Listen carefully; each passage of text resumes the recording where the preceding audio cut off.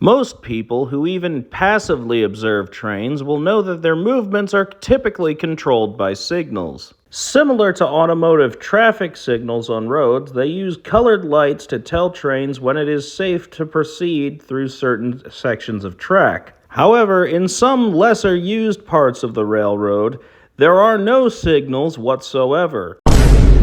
These are what they call dark territory. Now you're probably thinking, how do they monitor train movements without signals? Well, I'll tell you all about it on this episode of Railroads Explained. Train, train, train.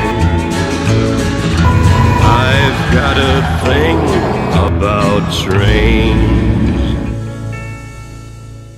Hello everyone, Tim the Train Guy here once again, and welcome to the very first episode of Railroads Explained. This is a new series where I'm going to be explaining lesser known or more intricate details of railroading. And today we're going to talk about dark territory. Not the Steven Seagal movie, but the definition given by the United States Federal Railroad Administration. In summary, the definition of dark territory is any part of a railroad system that does not have installed or operational signals or train control systems. Essentially, in dark territory, a dispatcher would have no way of knowing where a train is without the crew outright telling them over the radio, or in the early days they would exchange train orders at certain points along the line. However, in the present day, most railroads that operate dark territory use standardized forms known as track warrants. Track warrant forms are filled out by the conductor with instructions from the dispatcher. If it's a through train, they'll typically ask for a proceed from instruction, which will only authorize them to move one direction between 2 points. However, local trains will often get work between instructions, which allow them to make reverse movements necessary for switching. The track warrant can also include important safety information like speed restrictions. And after the work is done, the track warrant must be made void in order to get a new one.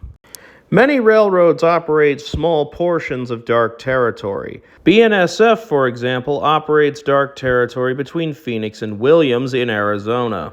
Some short-line railroads operate on track warrants almost exclusively. They also see significant use in places like New Zealand. Now, I'm sure at this point some of you are probably wondering why railroads do this. Well, they mostly use dark territory on areas with lighter traffic where installing and maintaining signals would be too expensive or impractical. However, there are significant safety issues regarding running dark territory.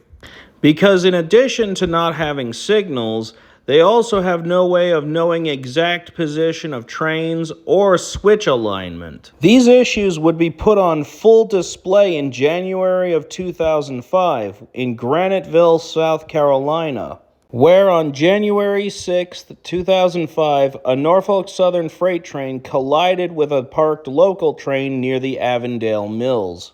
In the collision, a tank car which was loaded with chlorine gas was ruptured, and roughly 60 tons of chlorine were released into the air. In the end, 9 people died in the incident, and 250 more were hospitalized for chlorine exposure. As for the exact cause of the wreck, investigators later found that the crew of the local train had not properly lined the switch for the mill siding before they left at the end of their shift the night before. And because this line was dark territory, there were no detectors to show the crew or the dispatcher that there was a problem.